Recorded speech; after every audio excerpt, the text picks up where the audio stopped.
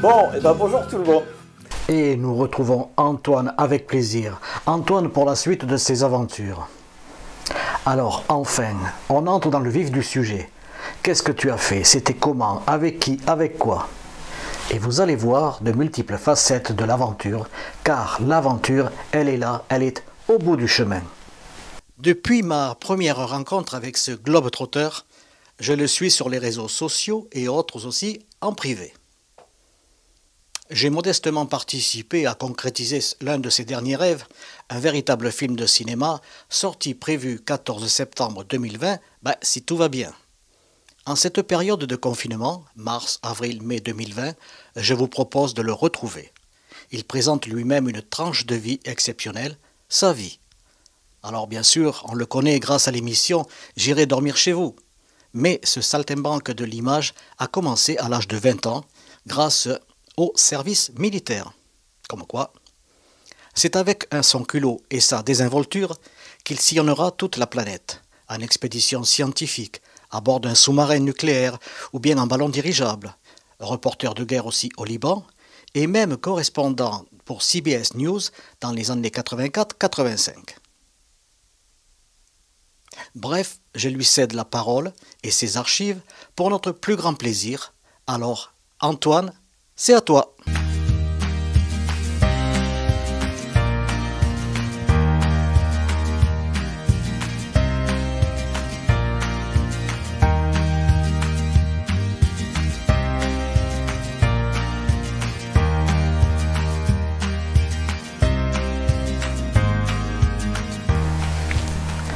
Si je vous dis Amérique du Sud, singe, jungle, en fait, Antoine, c'est dans quel pays que nous allons cette fois-ci? Pour moi, la partie la plus exceptionnelle, ça a été l'Amazonie. Parce qu'on voulait filmer un singe qui n'avait jamais été filmé dans la nature et qui d'ailleurs avait été découvert que quelques dizaines d'années avant. C'est le Uakari chauve, ou Uakari blanc, je crois. Alors, c'est une espèce de petite boule de poils avec une tête rouge vif, chauve, avec deux grands yeux marrons. Enfin, il a vraiment une tête assez particulière. Et alors pourquoi il était difficile à filmer, et surtout pourquoi il a été découvert aussi tard, c'est qu'on le trouve en Amazonie, mais dans des coins vraiment reculés, difficiles d'accès, et en plus compliqués. C'est-à-dire que c'est de la forêt inondée. Donc vous imaginez la forêt équatoriale, la forêt d'Amazonie, mais avec en bas, une bonne partie de l'année, plusieurs mètres d'eau. C'est-à-dire qu'on peut se déplacer dans la forêt que en pirogue.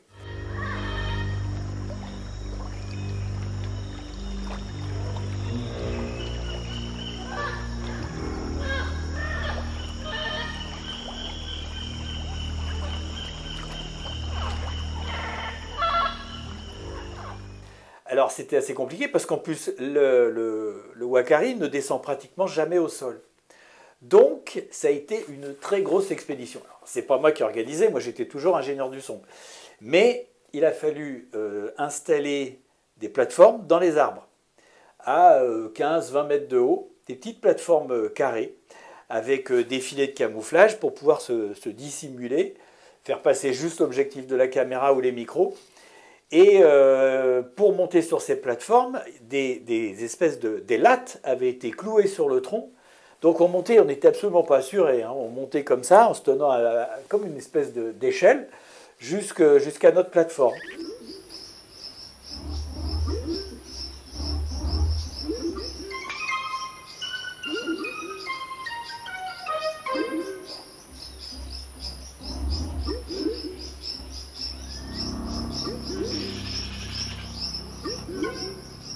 Mais pour construire ça, et surtout pour pouvoir vivre là-bas, s'installer, ce qui a été fait, c'est que Gérard Vienne a acheté une maison flottante. Alors c'est des trucs qu'on trouve là-bas au Brésil. C'est une maison qui est construite sur des rondins de bois qui flottent. Et cette maison a été remorquée pendant plusieurs jours après Manaus, après Tefé, c'est-à-dire encore plus en amont sur l'Amazone, jusqu'à une sorte de lac dans la forêt, où là, elle avait été installée. Donc nous, on a vécu sur cette maison pendant plusieurs semaines. Et le tournage, en fait, il était super intéressant parce qu'il fallait savoir où allaient passer les singes. Gérard, Antoine, est-ce que tu as des nouvelles des Uakari? Écoute, nous avons rien du tout. Hein. Ce qu'il faut faire, c'est attendre des nouvelles de Jean-Yves. J'en ai pas actuellement. Bon, ben ok, on attend. Alors, il y avait un scientifique qui les avait vachement étudiés et qui avait repéré où était leur parcours habituel. Donc, les plateformes, évidemment, avaient été placées dans ces endroits-là. Et lui, il les suivait en pirogue, très délicatement, avec un de ses assistants qui pagayait sans faire de bruit. Et il suivait les singes et il savait à peu près où ils allaient aller. Et là, à ce moment-là, il nous indiquait près de quelle plateforme les singes allaient passer. Et nous, rapidement, on allait se mettre en place et on attendait.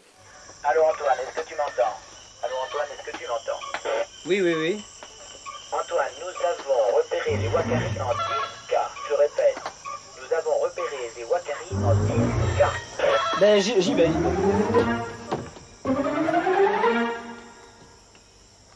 La patience est la qualité primordiale demandée à un cinéaste animalier. Les 14 heures d'affût par jour n'entament pas le moral des opérateurs qui, jusqu'à ce jour, n'ont même pas aperçu la queue d'un wakari.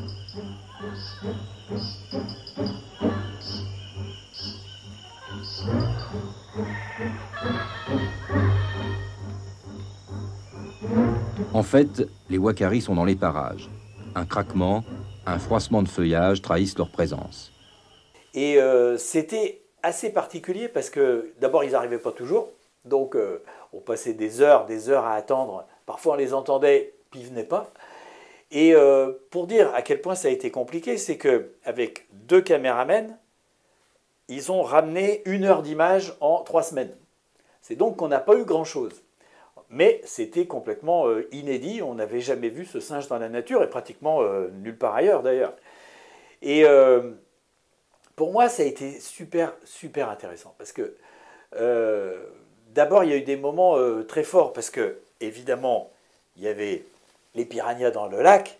Bon, t'as beau pas en voir, ils en pêchaient, hein, mais ça fait quand même un peu peur. Donc quand tu te baignes, tu sais pas trop. Donc tu restes pas trop longtemps dans l'eau pour rien. Et puis, on se baladait beaucoup en pirogue.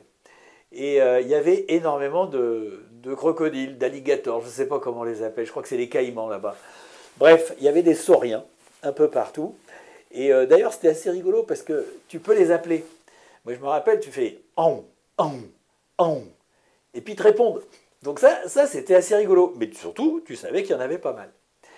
Et puis, il y avait un autre truc qui était vachement sympa, c'est qu'on avait fait construire aussi une maison dans un des arbres, mais une vraie maison.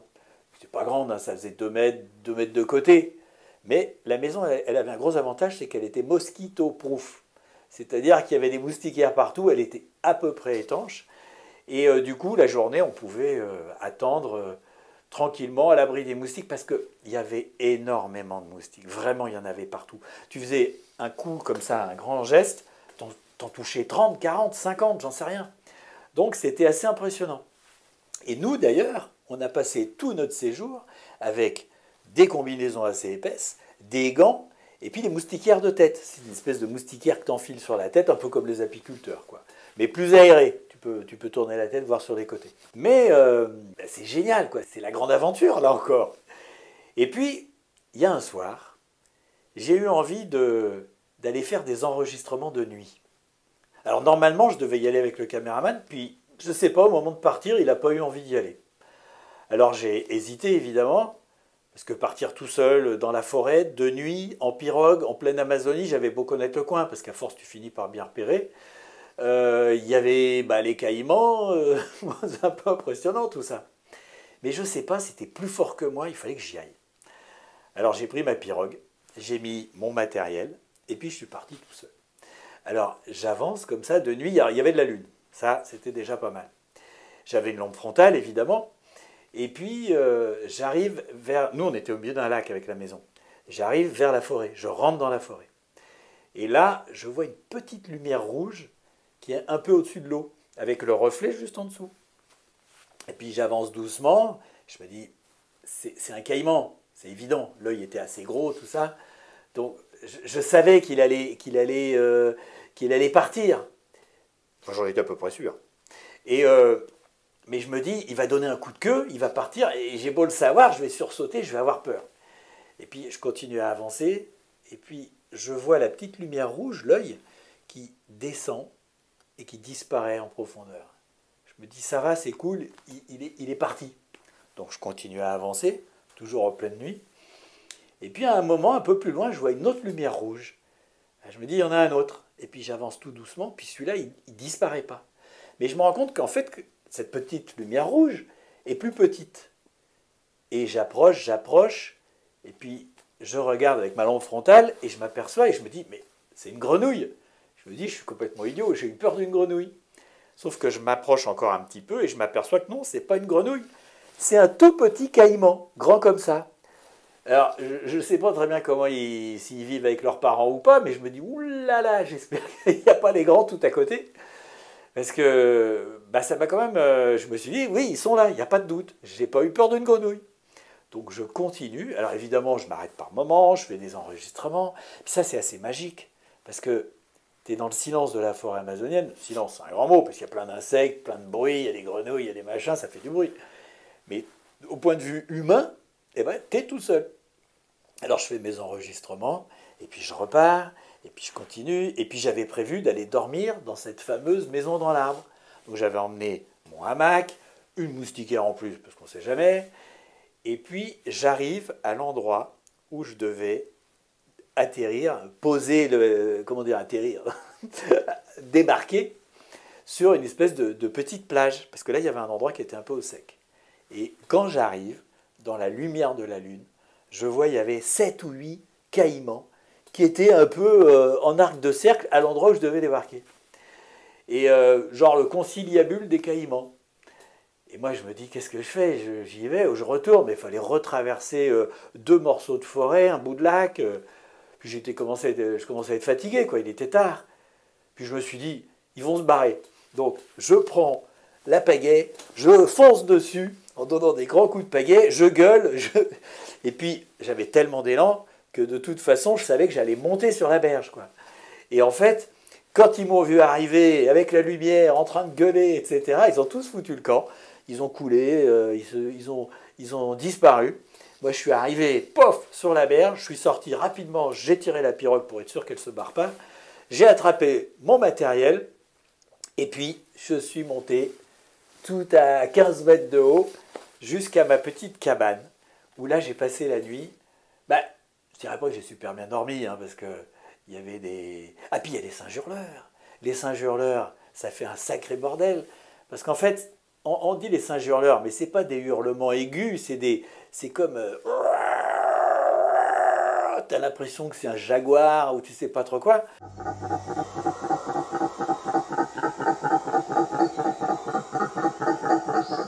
Et quand ils se mettent à brailler à une quinzaine, eh ben ça fait du bordel.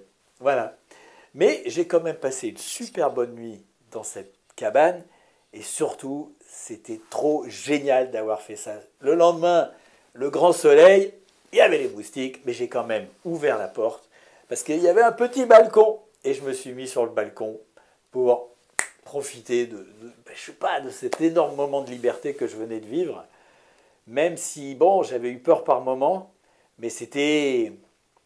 Putain, encore une fois, c'était l'aventure, quoi. Mais c'est pas fini, vous allez voir, j'en ai fait d'autres. Donc, je vous raconte la suite demain ou après-demain, mais pour l'instant, on tient le rythme. Hein. Eh bien non, il n'est pas tout seul. Autour de lui gravitent des scientifiques, des techniciens, des hommes à tout faire, de la base au sommet. Et vous allez voir que tutoyer les sommets, ce n'est pas que de la montagne. Bon, alors là, j'aurais bien voulu vous raconter encore plus en détail tout ce que j'ai fait dans ma vie, mais on avance dans le déconfinement, d'une certaine manière. Et je vous rappelle que j'ai un film à terminer, moi. J'irai mourir dans les Carpates, qui est tourné, qui est monté, mais on a encore les finitions à faire. Et du coup, je vais sauter un petit peu une période de ma vie où il y a plein de voyages qui étaient très bien aussi, mais j'ai vraiment envie de vous raconter les grandes et les superbes expéditions auxquelles j'ai participé pour faire les films. Alors Antoine, dis-moi, pour faire un bon et un beau film, quelle est la formule? Pour faire un beau film d'expédition, il faut quand même partir d'une vraie belle expédition. Et je me suis pas mal battu pour faire des films sur des expéditions qui étaient quand même assez extraordinaires. Alors oui, toujours en Amazonie, tu changes d'embarcation, de la pirogue, tu vas passer à un radeau très spécial. Alors pour moi, ça a commencé en 86. J'étais avec Gérard Vienne, le réalisateur des films dont je vous ai parlé dernièrement, et on est allé en Guyane sur une des expéditions, la première expédition du radeau des Cimes, avec un engin qui était absolument incroyable. C'était une espèce d'hybride entre un Zodiac et une montgolfière. Vous imaginez une plateforme à l'époque, elle n'était pas très grande, elle ne faisait que 350 mètres carrés, en boudin, gonflé, avec des filets au milieu, et puis dessus, accroché une enveloppe de montgolfière. L'idée était de décoller avec cet engin et d'aller se poser sur les arbres à côté, parce que cette plateforme, normalement, devait flotter sur la forêt. Et ça permettait de faire un laboratoire pour les chercheurs qui pouvaient à ce moment-là se déplacer sur un filet à l'endroit le plus important de la canopée, de la voûte équatoriale, du sommet des arbres, parce que c'est là que se passe la floraison, qu'il y a tous les insectes, enfin c'est là que toute la vie de la forêt se trouve. Et quand tu n'as pas cet engin-là, étudier toute cette partie de la forêt, c'est quand même quasi impossible. En fait, ce qu'on ne savait pas exactement, c'est comment allaient résister les arbres. Je suis là, ça va? C'est pas de souci pour moi. Bien qu'il fasse plus de 300 mètres carrés, il est trop petit. Les branches qui le soutiennent cassent régulièrement. Au bout de quelques jours, le radeau est souvent mal en point. Le redécoller devient très incertain. Il arrivera même qu'il soit nécessaire de faire appel à un puma de l'armée pour le récupérer.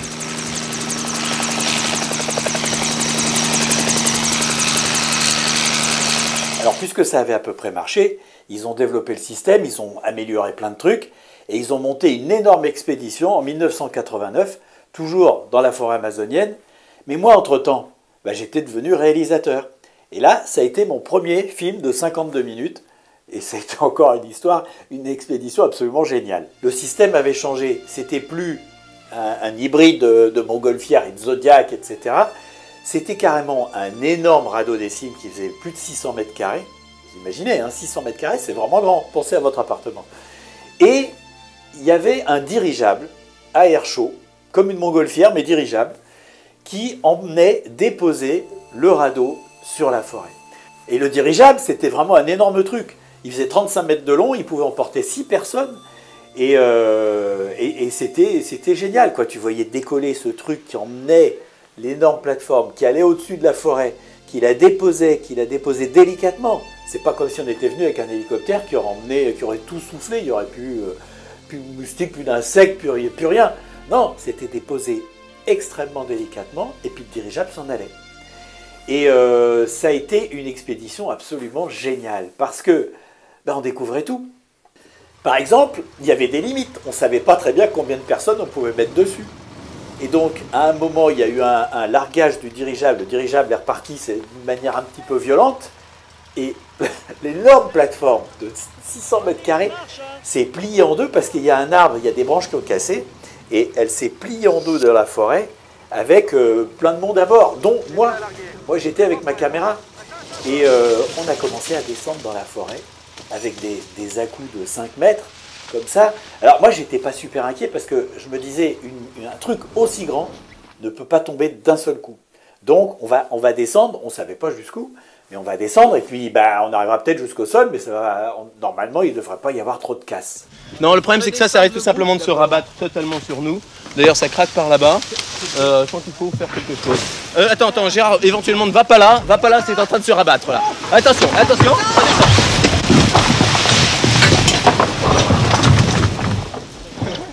Voilà. Ça tourne encore, j'y vais. Bougez pas trop là. Attention à la caméra là. Vous savez que je suis pas attaché. Tu te tiens. Ah oui, non, là c'est la catastrophe.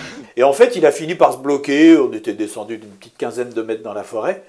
Mais honnêtement, ça allait. Et puis évidemment, après, il a fallu récupérer le radeau. Et ça a été un petit peu compliqué.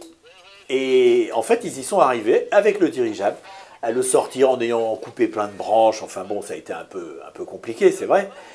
Et en fait, on s'est aperçu à ce moment-là que le concept du radeau des Cimes et du dirigeable était un truc qui fonctionnait, qui marchait.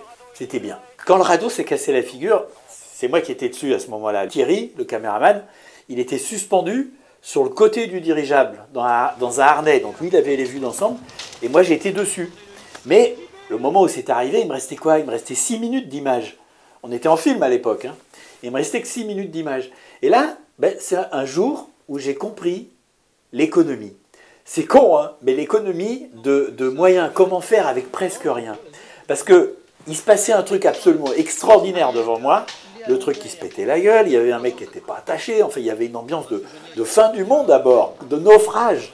Et moi j'avais que 5 minutes d'image. Et là, j'ai fait que des plans en me disant, celui-là je le prends, celui-là je sais que je vais le garder, j'ai déjà un plan du truc qui est en train de glisser, c'est pas la peine que j'en fasse 15. Et cette démarche d'économie m'a servi pour j'irai dormir chez vous aussi, pour les batteries. Parce que parfois j'allais dans des coins qui étaient quand même vachement reculés, où il n'y avait pas du tout d'électricité, et en gérant pareil à l'économie, en ne tournant que le minimum, en réfléchissant avant d'allumer la caméra et de filmer, eh bien j'arrivais à tenir 2-3 jours sans recharger.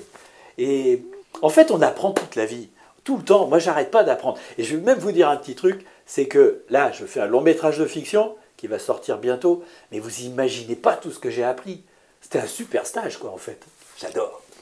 Et donc, il y a eu d'autres expéditions, mais ça, je vais vous en parler plus tard.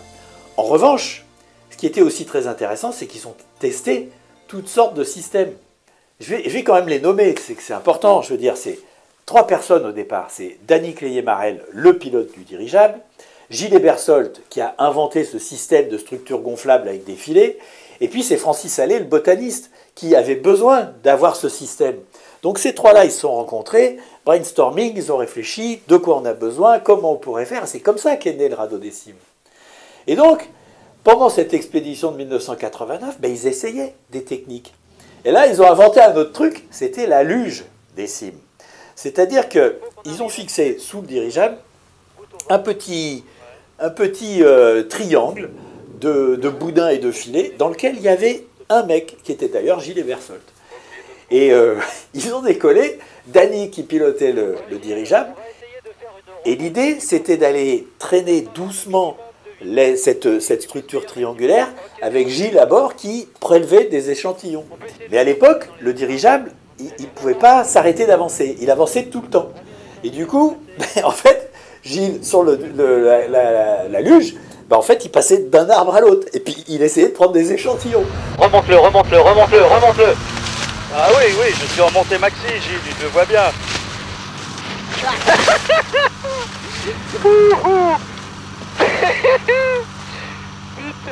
C'est génial. C'est carrément extra, parce que je profite de tous les langues du balancement, là ça fait la perfection. Hein. Mais c'était super drôle, quoi. Il y a eu toutes sortes d'autres expériences qui ont été faites. Alors ça marchait pas. Par exemple, ils ont mis un piège à insectes dans un tétraèdre. Un tétraèdre, c'est une pyramide, mais qui a 3 côtés. Voilà.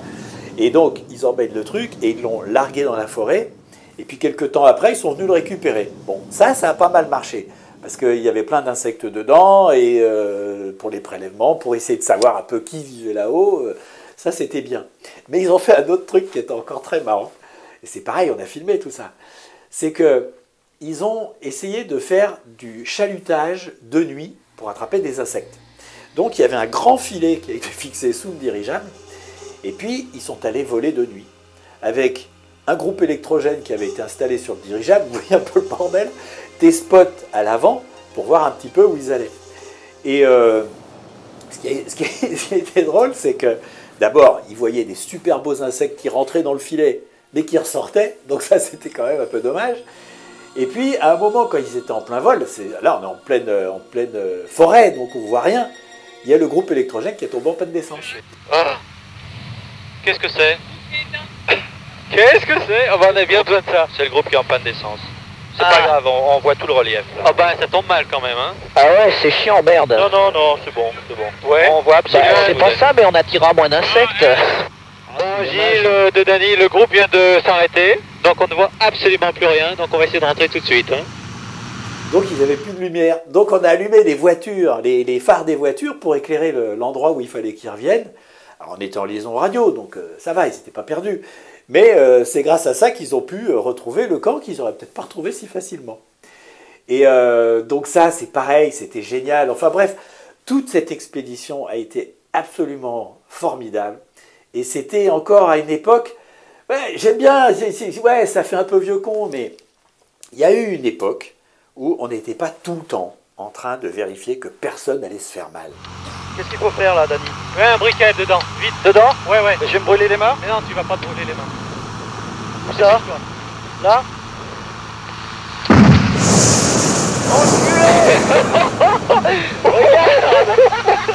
Donc oui, on prenait des risques, oui, mais qu'est-ce qu'on s'est marré. On a vraiment fait des trucs absolument formidables, quoi. C'était génial, le radeau des cimes. Et il y a eu une autre expédition, mais je vous raconterai ça plus tard. Eh bien, on aurait pu croire qu'il avait atteint des sommets. Mais comment un gars ayant si peu de bagages, je veux dire des diplômes de doctorat universitaire en tout genre, d'ailleurs, il le dit lui-même, comment allait-il pouvoir s'enfoncer dans des abîmes? Jules Verne en avait rêvé, et lui, il l'a fait. Je vous le dis, ce mec est un extraterrestre. Alors là, je vais vous parler d'une mission scientifique extraordinaire à laquelle j'aurais jamais espéré participer, surtout vu mon niveau d'études, puisque j'ai été viré du lycée à 17 ans, et que j'ai pas le bac, que j'ai pas fait vraiment grand-chose du point de vue scolaire.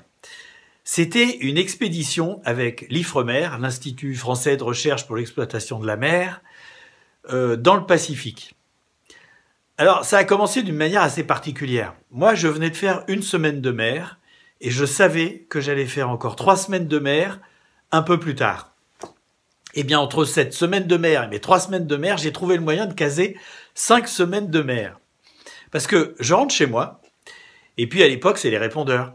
Donc, j'écoute mes messages que j'avais pas écoutés pendant plusieurs jours, et j'entends le message d'un copain, Yves Zéo, qui me dit « Ah, t'es pas là, c'est con, j'avais un truc à te proposer. Bon, il fallait se décider tout de suite, tant pis. » Je le rappelle immédiatement, on est un dimanche soir, et puis il décroche et il me dit « Bon, voilà, j'ai une mission avec l'IFREMER, c'est un film pour Thalassa, et c'est aller sur le bateau de recherche qui s'appelle le Nadir, dans le Pacifique, et faire, il y a des plongées en sous-marin à 5000 mètres de fond avec le Nautile. Le Nautile, le petit sous-marin jaune d'exploration français.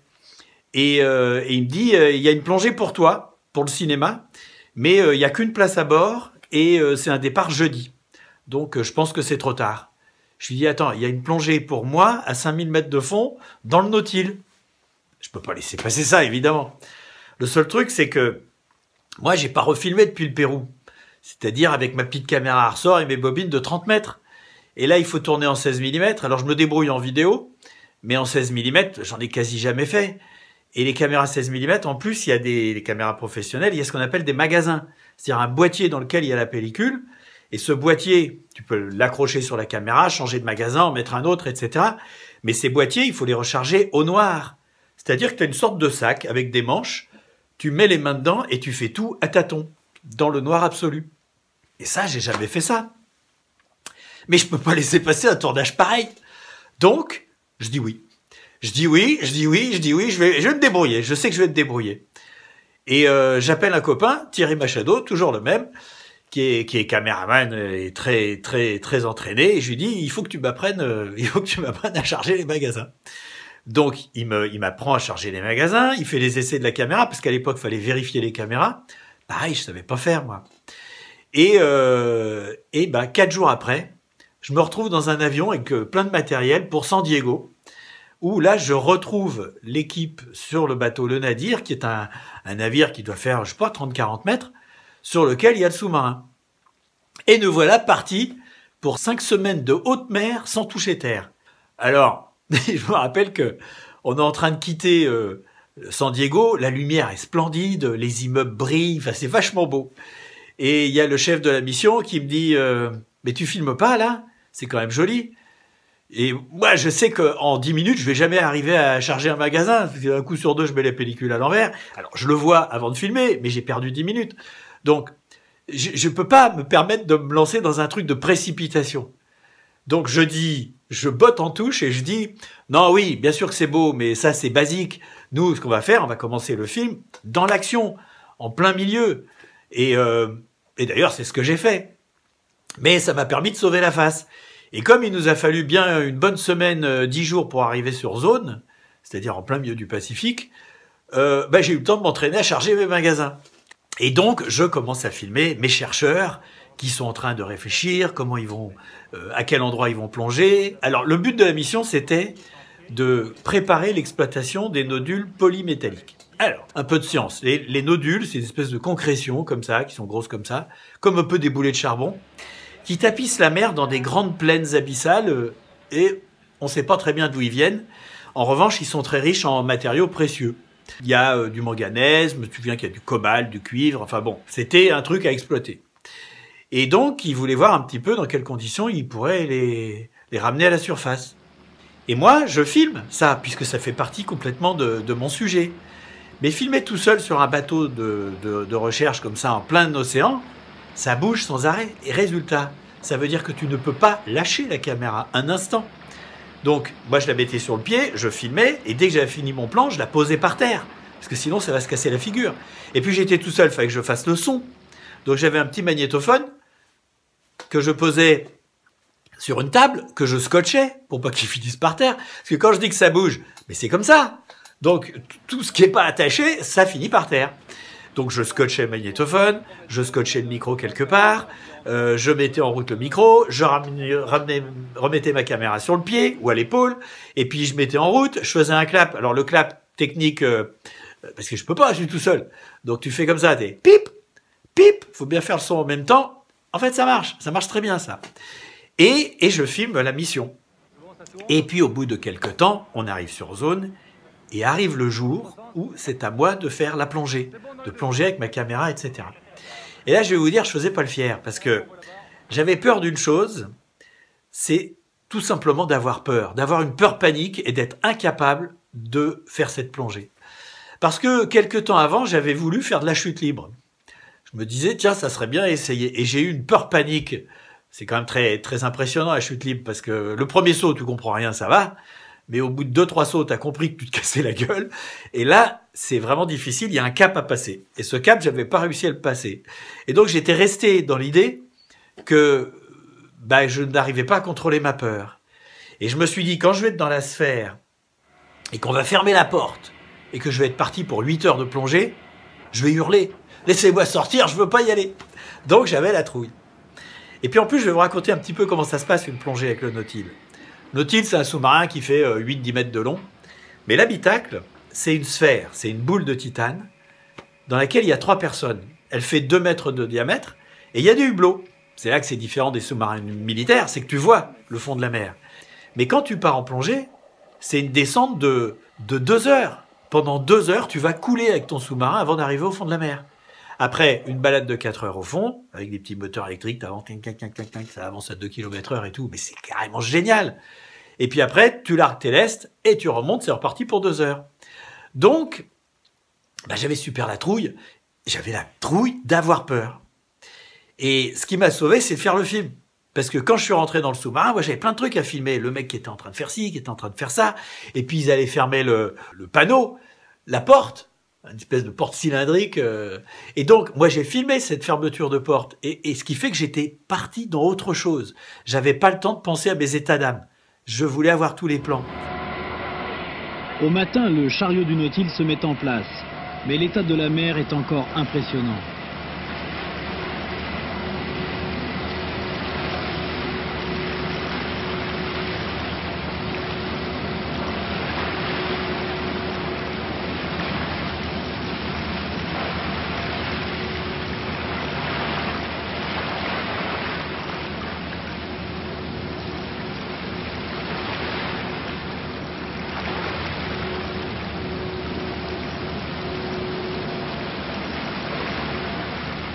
Finalement, vers 10 heures, la décision sera prise de mettre à l'eau.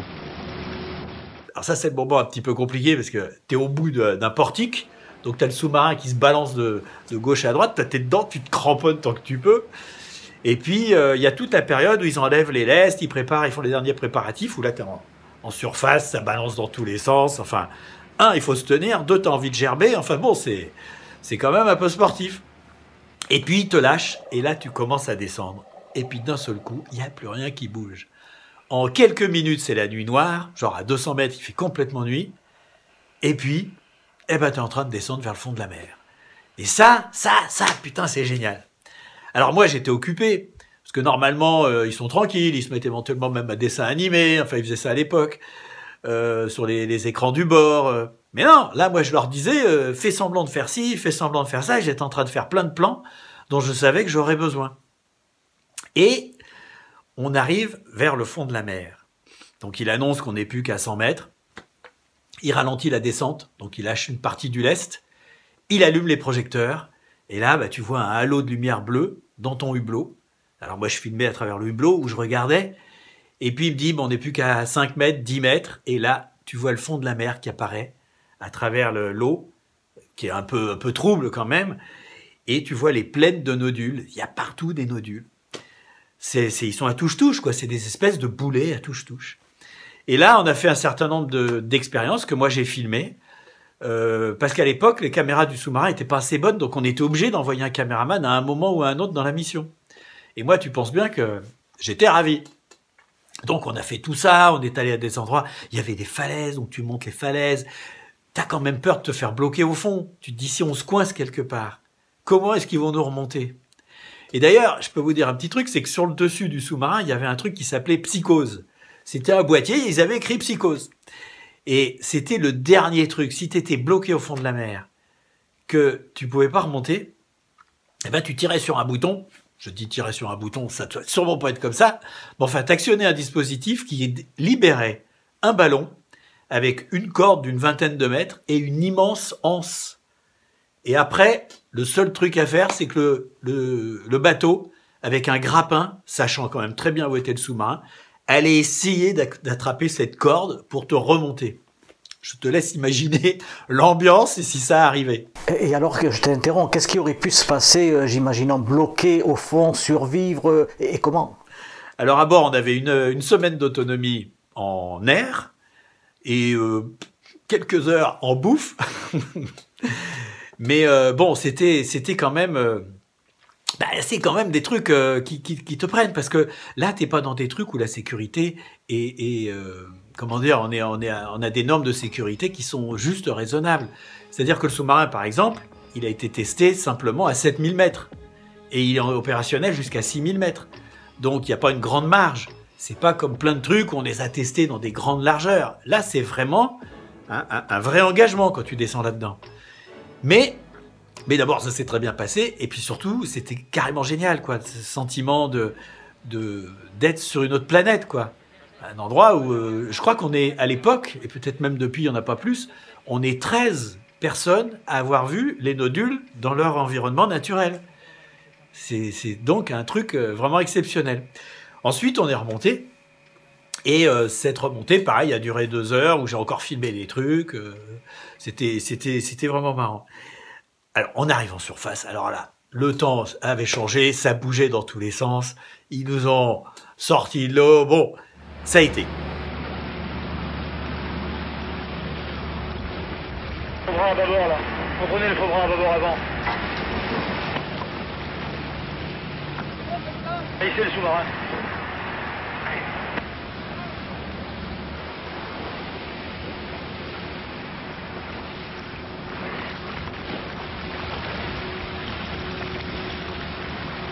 Le faux bras avant d'abord n'est pas terrible.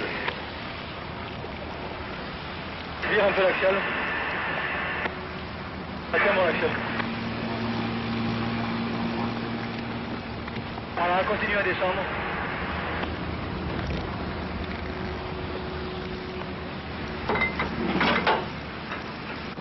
Oh vache, c'est dur.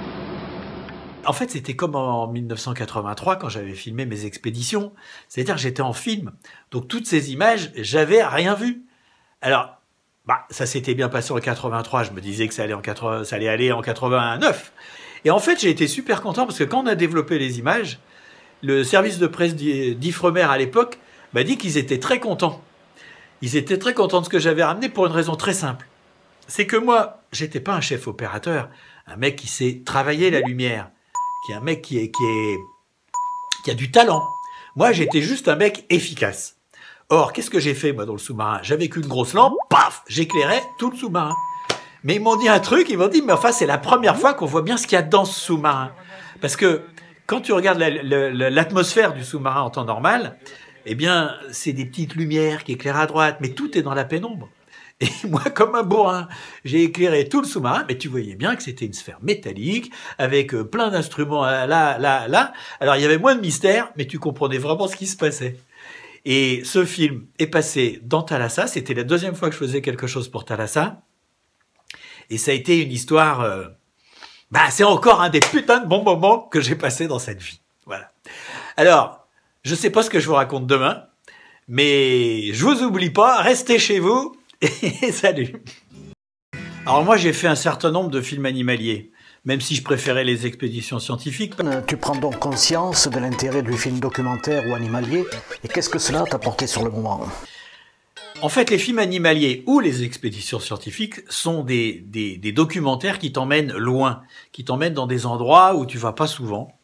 Parce que voyager, c'est bien de voyager, mais quand tu dis que tu vas dans tel pays, si tu vas dans les endroits touristiques ou dans les villes, c'est quand même moins différent que si tu vas dans des endroits totalement reculés, que ça soit au fin fond de la nature ou dans des toutes petites villes ou des villages perdus. Et les films animaliers ou les documentaires d'expéditions scientifiques, tout ça, ça m'emmenait toujours dans des endroits au cœur des pays. C'est ça qui était bien. Et là, on a fait un film avec Jean-Yves Collet, avec qui j'ai réalisé...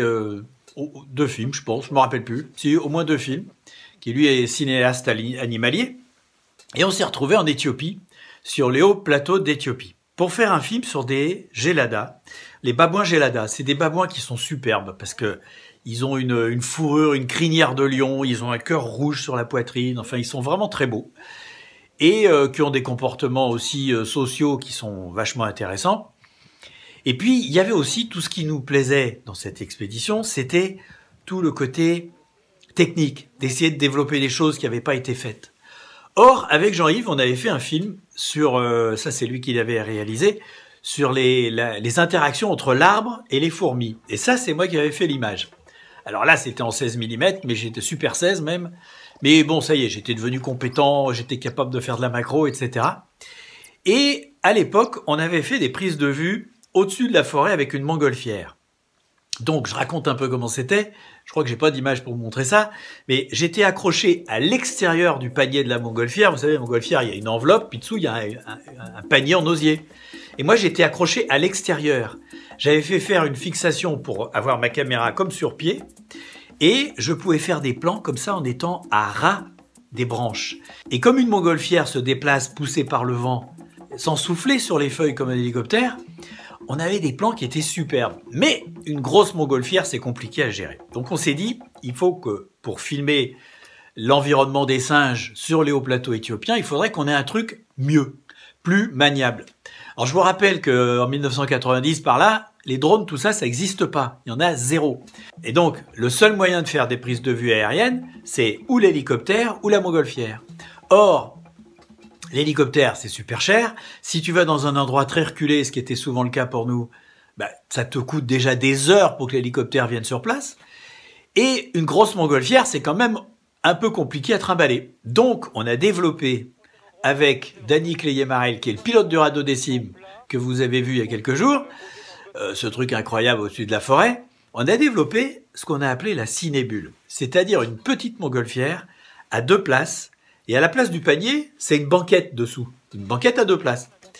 Et on a commencé à faire des prises de vue comme ça, qui nous permettaient, dans des conditions vraiment reculées, d'aller dans des endroits très compliqués d'accès, avec notre petite montgolfière, et de faire des prises de vue aériennes parfaitement fluides, très belles, quoi.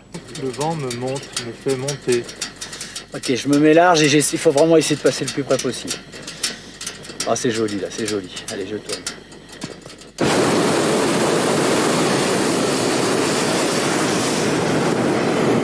On passe de quel côté? On verra. Elle va passer à gauche. Non, je me la paye. Je me la paye. Oh la vache.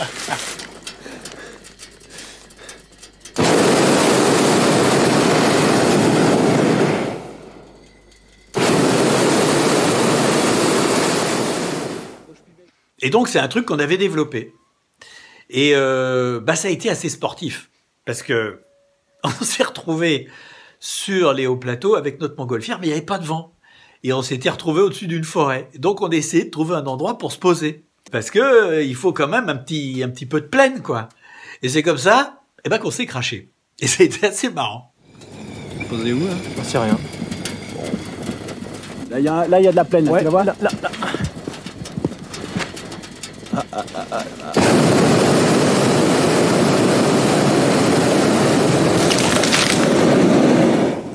Ok, bah c'est pas trop. Faut que tu prennes la corde, faut que tu descendes et que tu prennes la corde. Vite, la corde de couronne. Dépêche-toi. Ah oui, tu la prends et tu vas coucher dans la pelouse. Tu l'as la corde, c'est pas ça que tu fais. Elle est où la corde? Il y a le feu. La nuit, il y a le feu à la forêt. Oh putain, le feu.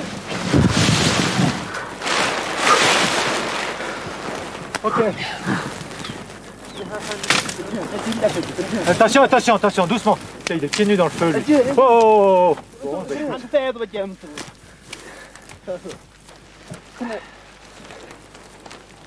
Mais bref, cette montgolfière, elle avait quand même trouvé son utilité, elle marchait, et d'ailleurs elle a été louée par Nicolas Hulot, elle a été louée pour le film Le 8e jour pour faire des prises de vue aériennes particulières, etc. Elle a servi.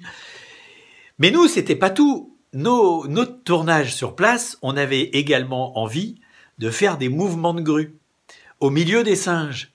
Alors les singes, on les avait habitués, on leur donnait à manger, comme ça ils venaient, ils avaient plus peur de nous. Et puis après, quand on voulait filmer, on leur donnait plus rien, mais ils restaient près de nous et on avait des comportements qui étaient complètement naturels. Mais ce qu'on voulait faire, c'était des mouvements de grue, une grue qui faisait quand même 8-9 mètres de long, au milieu des singes pour avoir des mouvements de caméra, etc. Et ça a quand même été marrant ça aussi, parce qu'on installait la grue sur des falaises, c'est-à-dire qu'il fallait tout attacher et nous, il fallait qu'on fasse super gaffe, parce que il y avait des trous de 100-200 mètres de profondeur, donc tu tombes, c'est mort. Et ça, c'est encore une époque où on pouvait se permettre de faire des choses comme ça. Bien sûr qu'on était prudent, mais on n'était pas encore hyper prudent. Donc, on n'était en fait pas attachés, on était sur des bords de falaises, on faisait super gaffe, mais bien sûr que c'est beaucoup mieux d'être plus prudent, de mettre au maximum la sécurité. Mais ça se fait quand même au détriment d'une certaine liberté.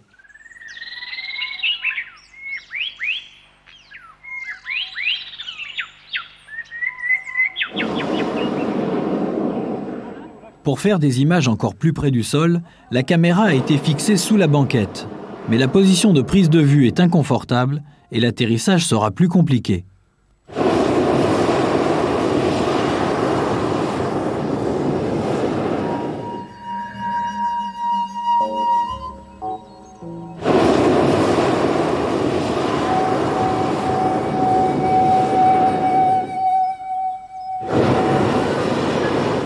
Alors on est allé super loin quand on a voulu filmer ces singes, parce que il y avait de la piste, c'était vraiment pas facile d'accès. Et il y a 3 trucs que j'ai envie de raconter. Premièrement, les gens qui habitaient là-bas. C'était les Amaras, qui vivent vraiment, c'est des bergers, il y a des beaux troupeaux, hein, mais qui vivent vraiment avec rien, quoi. Et évidemment, on a travaillé avec eux, on les a un peu employés, ils nous invitaient chez eux. Et là, il y avait la cérémonie du café, ils prennent des graines de café qu'ils font griller devant toi, qu'ils écrasent après, qu'ils font un café qui n'est pas tout à fait aux normes de ce qu'on connaît, nous, du café, mais qui a tellement plus de symbolique et d'intention, je dirais. Donc ça, c'était extraordinaire. Donc le milieu dans lequel on a vécu comme ça pendant plusieurs semaines. Il y a eu la deuxième chose dont j'ai envie de parler un tout petit peu, mais c'est les singes, c'est super joli, ces babouins qui sont en harem, alors évidemment avec toutes les interactions que tu peux avoir, quand ils s'engueulent, quand ils se battent dans des falaises, tu te dis mais c'est incroyable qu'ils se cassent pas la figure et tout ça. Ça aussi c'était génial.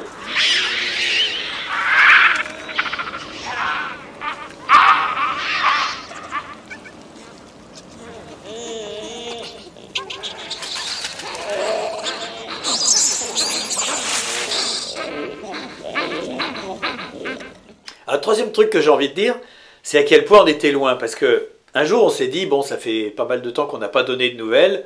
On voudrait savoir un petit peu comment ça se passe en France, etc. On voudrait aller téléphoner.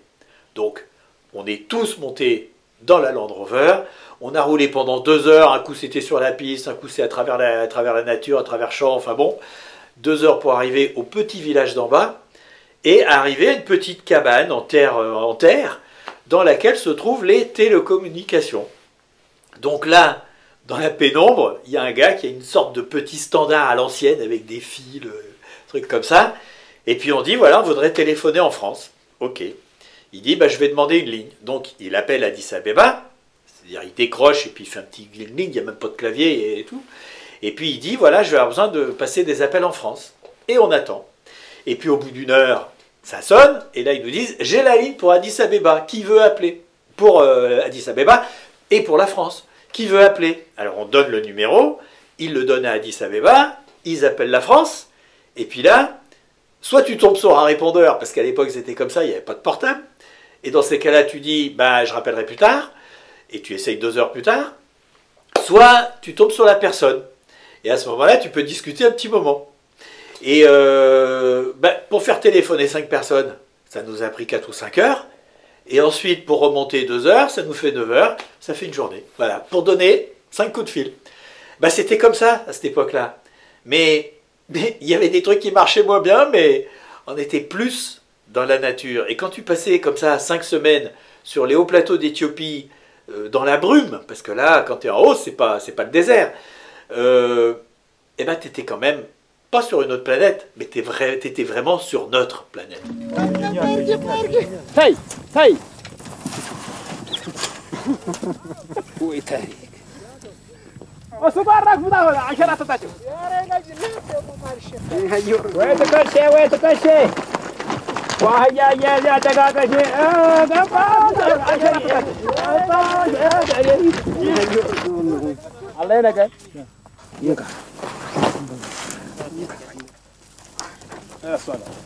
Moi, je sais que ces tournages sur les singes, dans ces conditions-là, restent des trucs formidables, quoi, vraiment formidables. J'imagine que vous étiez sans doute des bidouilleurs de l'image, hein, avec l'apprentissage ou la découverte sur le tas, du moins à cette époque-là. Alors évidemment, maintenant, il y a eu encore des progrès qui ont été faits dans la technique, puis surtout dans l'inventivité des réalisateurs, les mecs qui cherchent des nouvelles idées. Mais à l'époque, nous, on était plutôt dans les bons. Voilà. Et c'est donc, ça fait quoi ça? Ça fait 30 ans. Ça fait une trentaine d'années. Mais j'en ai fait d'autres trucs derrière. On connaissait Antoine aventurier, casse-cou, caméraman animalier, documentaliste. Le voici dans un nouveau domaine, les colères et les mystères de la Terre. Alors, entouré d'une sacrée équipe de scientifiques, il va se frotter à un lac de volcan aussi étrange que dangereux. L'expédition du lac Nyos, ça a été un grand moment aussi dans ma vie. C'est vraiment une belle expé. Alors en fait, l'histoire, elle commence en 1986, bien avant l'expédition. Il y a un petit village qui s'appelle Nyos, qui se trouve dans le nord du Cameroun. Et un jour, je ne sais pas très bien comment on a su ça, comment on l'a découvert, mais on a découvert que tout le monde dans le village était mort. Les hommes, les femmes, les enfants, les chiens, le bétail, tout le monde était mort. Aucune trace de violence. Alors on a parlé de malédiction, on a parlé d'empoisonnement, de bombes à neutrons, enfin de choses comme ça. Et puis il y a des chercheurs qui se sont penchés sur le sujet et ils se sont aperçus que à quelques kilomètres de là, au-dessus, il y avait un lac qui s'appelait le lac Nyos. Et ce lac était dans le cratère d'un volcan. Alors le volcan, il n'est pas en éruption, mais il est encore un petit peu en activité. Et là, il va falloir expliquer un petit peu des choses, il va falloir faire un petit peu de science pour comprendre, mais c'est pas très compliqué. En fait, au fond du lac, il y a des arrivées permanentes de gaz carbonique qui arrivent parce que c'est volcanique. Or, le gaz carbonique, comme tous les gaz, mais en fait, quand il est sous pression, il peut se dissoudre dans un liquide. C'est facile à comprendre, une bouteille de champagne, elle est sous pression, elle est fermée. On voit absolument aucune bulle. T'enlèves le bouchon, plop, t'enlèves la pression, plein de bulles. Ce qui s'est passé au lac Nyos, c'est un petit peu ça. Alors on ne sait pas très bien pourquoi les eaux du fond sont remontées, ce qui a enlevé la pression, mais ça a fait un énorme dégagement de gaz carbonique, non toxique, mais plus lourd que l'air. Et ce gaz est descendu dans la vallée jusqu'au village de Nyos. Il a chassé l'air, l'oxygène, et donc en fait les gens sont morts asphyxiés.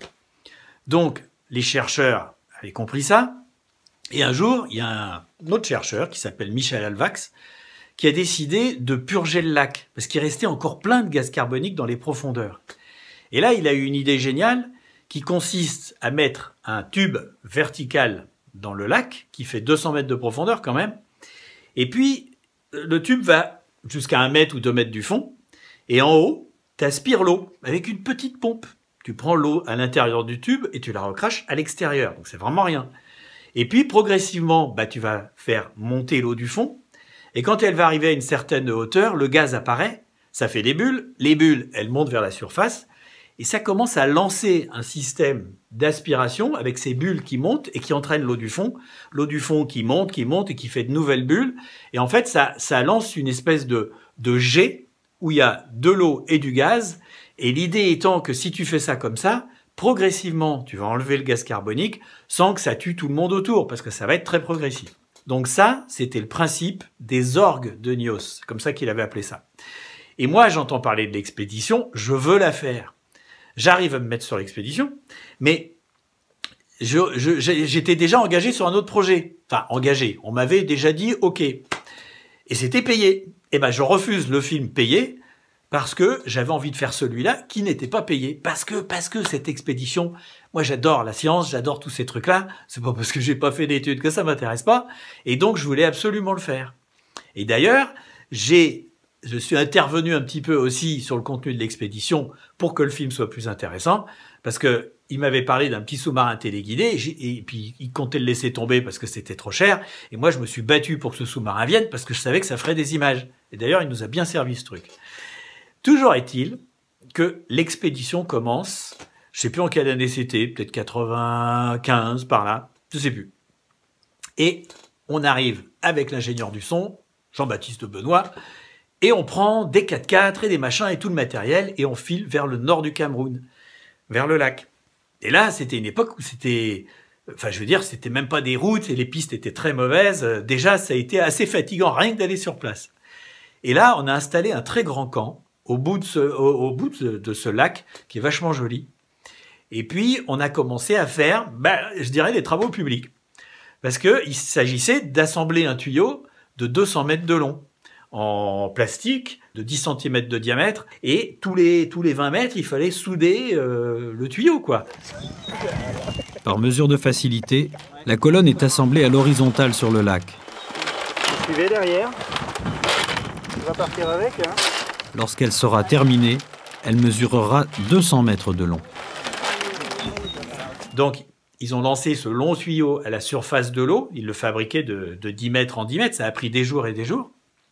Et puis, l'idée était ensuite de le faire couler pour le mettre à la verticale. Donc, tout ça, c'était déjà quand même une sacrée expé parce que on était pas énormément.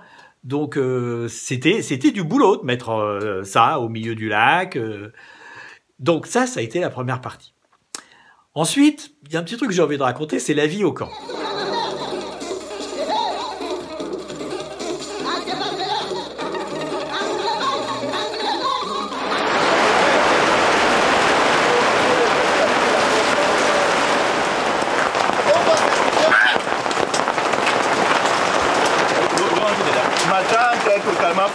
D'où sors-tu, toi? Oui, mais nous, on a pas tout ça ici. Vraiment. Hein? Faites attention avec ça. Peut-être là-bas.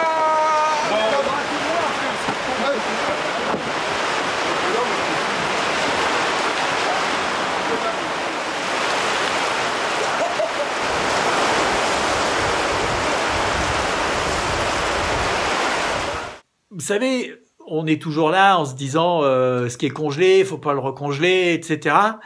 Eh ben, je peux vous dire que ça, on l'a pas vraiment respecté parce que un jour, j'étais allé filmer à l'autre bout du lac ou je sais plus quoi, j'arrive au camp et là, il y avait une odeur mais pestilentielle. Ça puait la barbaque pourrie, mais vraiment comme j'en avais pratiquement jamais senti dans ma vie. Donc je m'aperçois que ça vient de la cantine. Donc je vais voir le cuisinier, puis je lui dis mais c'est quoi cette odeur? Il me dit c'est la viande. Je dis, on va pas manger ça. Il dit, mais si, mais qu'est-ce que tu veux que je fasse? Le groupe électrogène, un coup il marche plus, il s'allume, il s'éteint. Moi, le congélateur, un coup il gèle, un coup il gèle plus. Qu'est-ce que tu veux que je fasse? Je dis, mais on va être malade. On peut pas manger des trucs comme ça. Il dit, mais non, ça va cuire pendant 5 heures, il n'y a pas de problème. Eh ben, je vais vous dire un truc, personne n'a été malade, c'est vrai. Alors moi, attention, que les choses soient claires, je ne dis pas que quand ça a été décongelé, on peut le recongeler, je ne dis rien du tout. Je dis juste que j'ai quand même été très étonné qu'on pouvait manger un truc qui sentait mais une odeur infernale sans être malade. Alors, effectivement, il avait fait cuire longtemps. Alors le seul truc, c'est que comme j'avais repéré l'odeur, je la repérais quand même dans l'espèce de ragoût qu'il nous faisait tous les jours. Mais bon, il faut quand même bouffer, donc je l'ai mangé, on s'habitue à tout. Voilà, petite parenthèse culinaire. Sinon, l'expédition, elle a été super compliquée parce que une fois que ça a été mis en place, le tuyau, ils ont commencé à pomper. Et normalement, d'après les calculs, ça devait démarrer en quelques heures. Et on était même tous un petit peu tendus parce qu'il y avait un certain nombre de bouteilles de plongée qui étaient là au cas où la catastrophe se reproduirait. Parce qu'en fait, on ne sait pas exactement pourquoi la catastrophe s'est produite, mais on sait en gros qu'il y a eu un bouleversement des eaux du lac. C'est-à-dire que celles qui étaient au fond sont remontées brutalement et celles qui étaient au-dessus sont parties vers le bas. Donc c'est pour ça que, en fait, le lac, il a littéralement explosé. Le gaz partant d'un seul coup, ça, comme ça. Et il y avait d'ailleurs des traces assez en hauteur sur les falaises qui sont autour du lac. Donc tout ça pour dire que tout le monde avait un petit peu peur que la catastrophe se reproduise. Parce que on savait pas ce qui avait déclenché la catastrophe. Ça pouvait être un glissement de terrain, ça pouvait être une pluie très froide qui avait fait remonter les eaux du fond, enfin on savait pas. Donc, il y avait un certain nombre de bouteilles avec des détendeurs, mais il y en avait quoi? Il y en avait 7 ou 8 et on était 40. Donc évidemment, quand on a lancé l'opération, la plupart des gens sont montés sur la colline pour être en altitude et a priori à l'abri d'un éventuel problème.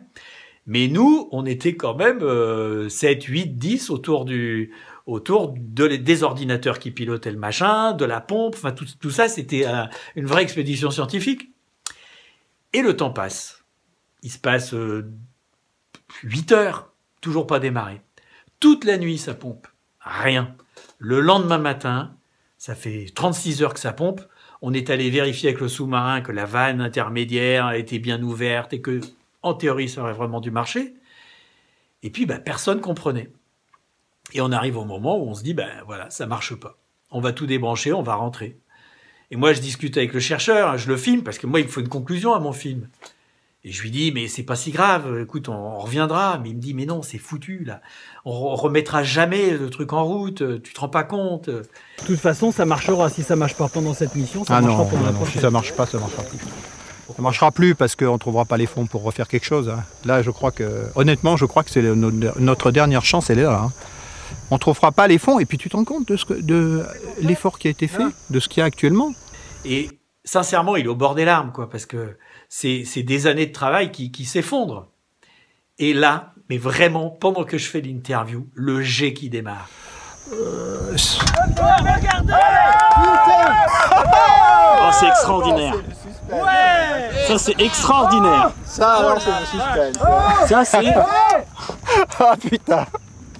Ça, alors, vraiment, ça arrive pile poil. Hein. Tu te rends compte? Au moment où on se barre, à 5 minutes près, on déconnecte l'électronique et tout, le jet qui part. Et puis le jet de Genève. Hein. Waouh! C'est formidable. Oh, les mecs! Wow. Un jet à quoi? 15, 20 mètres, j'en sais rien. Et mais vraiment une joie de tout le monde, les cuisiniers, les mecs qui avaient donné des coups de main, tous les chercheurs, les mecs qui avaient fait braquer le tuyau, enfin tout le monde, c'est une explosion de joie, quoi. Et ça a été vraiment super parce que du coup, il a pu valider sa théorie, comme quoi ça marchait, et quelques années plus tard, ils sont revenus et ils ont mis 7, 8, 10 colonnes pour dégazer totalement le lac. Et ces colonnes, je crois qu'elles viennent de s'arrêter, mais elles ont tourné pendant 10 ans, 15 ans peut-être, à faire des jets comme ça et à retirer le gaz du lac. Et du coup, j'ai eu une belle fin à cette expédition. Et ce film dont personne ne voulait, en fait, je l'ai vendu à Canal+, et du coup, tout le monde a été payé. Et moi, j'ai envie de terminer avec un truc. C'est que quelques années plus tard, j'étais sur un bateau de recherche de l'Ifremer avec d'autres chercheurs, pas ceux qu'on a vus, une autre expédition où j'étais allé. Et je parlais avec un chercheur et il me dit, Je monte le film en plus. Et il me dit, c'est pas bien de faire ça. Je lui dis, pourquoi c'est pas bien? Il me dit, il faut pas mettre des fins comme ça, sensationnalistes. Vous, les journalistes, vous voulez toujours faire des trucs comme ça. Et ça, c'est pas bien. Je lui dis, mais attends, c'est formidable ça. Vous êtes un chercheur. Donc vous avez des connaissances, une méthodologie, une déontologie. Sur quoi est-ce que vous vous basez pour dire que ça s'est pas passé comme ça? Et en fait, le mec, il était incapable de penser que ça s'était réellement passé comme ça. C'était forcément bidouillé, machiné, etc. Ben moi, je vous le dis, ça s'est passé comme ça, et je vous jure que ça a été un grand moment. Voilà, le deuxième montage de ces séries 7 à 11 est terminé. Mais je ne désespère pas du tout d'en créer d'autres. Tout dépendra des archives de Monsieur Antoine. Alors à bientôt, et surtout n'oubliez pas de regarder sa chaîne YouTube « J'irai dormir chez vous ». Il y a tellement à voir ou à redécouvrir pour de très très longues soirées. À bientôt, merci.